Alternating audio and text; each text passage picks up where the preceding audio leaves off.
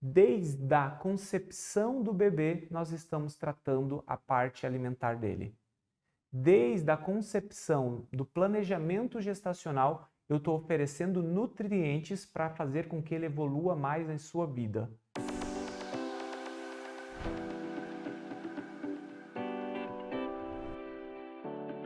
Eu me chamo Thiago Castro, eu sou médico, pediatra, especialista no desenvolvimento infantil e no autismo. E também sou pai de uma criança autista. E assim como muitos de vocês, também teve seletividade alimentar. Melhora essa questão do tablet, resolvi a questão do exemplo, tá? Resolvi a parte que eu tenho que conduzir e a parte dos terapeutas. Thiago, mas eu estou ainda meio confuso em tudo isso. Eu vou entregar para vocês depois um processo de avaliação, tá bom? Mas chega hoje, durante essa aula, e marca o que de fato você tem que fazer.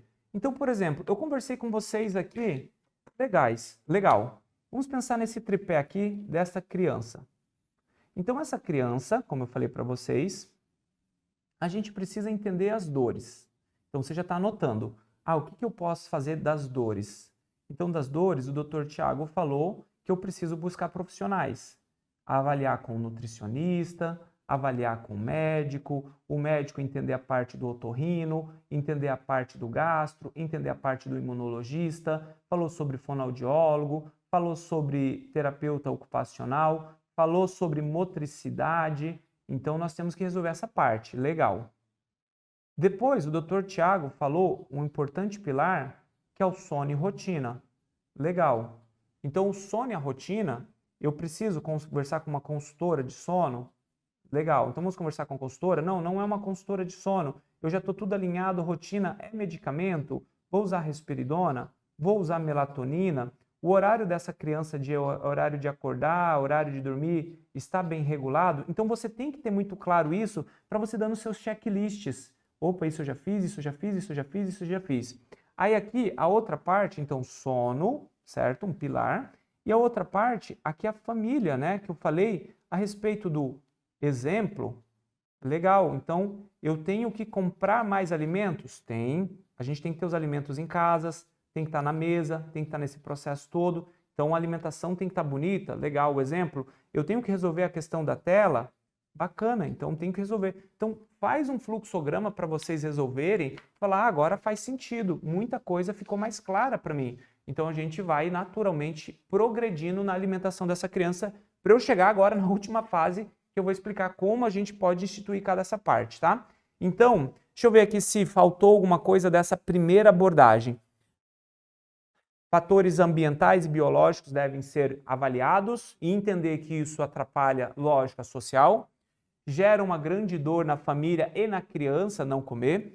Nós temos que intervir de forma intensa, o mais breve possível, legal. Multiprofissionais, tem que trabalhar de forma interdisciplinar para que a gente possa resolver. Eu tenho que, agora é outra parte, fazer uma linha de base, eu vou explicar para vocês, entender que isso trata sim de um transtorno do processamento, um transtorno alimentar e que tem CID e que é uma coisa que deve ser levada a sério por todos os envolvidos, e eu tenho que tirar tudo aquilo que atrapalha a minha criança comer. Então, é o tablet, a parte motora, e eu tenho que ser esse exemplo, e dentro do que eu tenho, eu melhoro a alimentação dele. Mais uma vez, menino come arroz, feijão e farinha, o que tem dentro do arroz, o que tem dentro do feijão e o que tem dentro da farinha. Menino só toma leite, eu posso colocar uma suplementação dentro desse leite para tentar melhorar isso? Como é que eu vou generalizar esse comportamento? E aí eu termino aqui até mesmo essa parte, até fazendo um link direto à escola. Então, se tiver algum professor, pedagogo ou gestor escolar, tá bom? A escola é uma belíssima oportunidade que essa criança tem. Na próxima aula eu vou agora separar os alimentos e cortar para vocês e mostrar o que vocês têm que fazer, tá, gente? A escola é uma oportunidade belíssima que a criança tem de comer de forma social, com coleguinhas, com amigos. Mas, infelizmente, algumas escolas falam, olha, só é a comida da escola, só pode comer o que nós temos aqui e servimos aqui. Se eu falasse para você, escola, que tem uma criança ali fora não é seu aluno, é uma criança de rua, passando fome, você daria algo para ela comer? Você falaria, lógico que eu daria, Tiago. Mas ó, ela não come o pão que você quer dar. Ela não aceita. Você não pode dar um arroz? Ela está com fome e ela não está comendo. E por que você faz diferente com o teu aluno, escola? Por que é tão complexo entender isso, entendeu? Às vezes as professoras falam assim, nossa, mas se ele trazer comida de fora, os coleguinhas vão querer ficar brincando, vão querer comer a comida dele. Sensacional? Se eu tenho uma criança autista que a sua dificuldade é socialização e que os coleguinhas querem sentar junto para comer a comida dele, não seria legal talvez a mãe mandar um pacote de polvilho, aqueles polvilho de rosquinha, custa, sei lá, R$5, e todo mundo come junto? Não seria legal, eu não estou falando para dar pipoca, tá? Mas não seria legal para as crianças maiores fazer uma bandeja de pipoca onde todos comem junto e a escola permite e agora está todo mundo na mesinha ali com o Pedrinho, com o Joãozinho? Então, isso é uma coisa que a gente precisa começar a ter esse olhar. Seletividade alimentar, escola, não é uma moda. É um transtorno que tem CID, que tem nome e sobrenome e que acomete muitas crianças, não apenas as autistas, tá? Então, o Noah é autista, a gente tem que adaptar, a gente tem que incluir, a gente tem que fazer tudo pro Noah. O Jonathan é fresco. O Jonathan é fresco, por isso que ele não come, não. Existe uma porcentagem, se não me engano, de 3 a 6%, peço desculpa se estiver errada a informação, tá? De 3 a 6% das crianças têm o transtorno de fobia, de seletividade alimentar, de aversão alimentar. Então, será que a gente não precisa olhar para as crianças como um todo e olhar esse processo? Então, desde a concepção do bebê, nós estamos tratando a parte alimentar dele. Desde a concepção do planejamento gestacional, eu estou oferecendo nutrientes para fazer com que ele evolua mais em sua vida. Eu preciso fazer uma boa introdução alimentar, ali com 6 meses, naquelas crianças que têm habilidades para isso. Meu filho tem 6 meses, molinho, não senta, ele não vai comer com 6. A chance de engasgo dele é maior, a chance dele negar o alimento é maior. A gente vai esperar 1 mês, 2 meses. A gente precisa que essa criança esteja com todos os sinais de prontidão, ou boa parte deles. A gente vai diminuir o máximo a exposição a sal, porque é muito palatável. A gente vai diminuir o máximo a exposição a açúcar.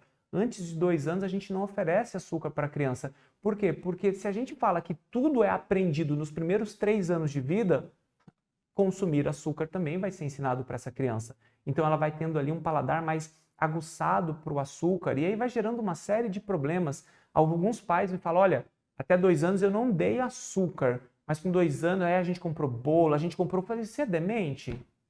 Doideira é essa? Porque assim, seu filho faz 18 anos e ele não pode, por lei ou por orientação da sociedade, consumir álcool e tabaco. Ele faz 18 anos, você dá uma caixa de Marlboro e uma garrafa de uísque para ele? Não, seu filho fez 2 anos, ele vai continuar sendo tratado como uma joia. Ah, mas apareceu um bolinho caseiro na avó que foi açúcar. Maravilha! Esse bolinho ele vai comer. Você não vai buscar, eu ia falar nega maluca na padaria, mas é que agora parece que não pode chamar mais de nega maluca, então peço desculpa. Bolo afrodescendente, né? Onde a gente vai com esses mimimis, né, gente? Vou nem entrar no mérito disso, tá? Então, você vai buscar um bolo achocolatado para essa criança porque ele tem 2 anos e meio e agora ele pode comer chocolate? Não, não vai fazer isso. Isso vai fazer com que ele coma menos a fruta. Gente, pensa na maçã e pensa no bolo de chocolate com cobertura de chocolate granulado. Existe essa possibilidade. Agora, lógico, essa criança que está com o paladar aguçado para a parte alimentar saudável também tem mais dificuldade até mesmo de consumir aquele bolo.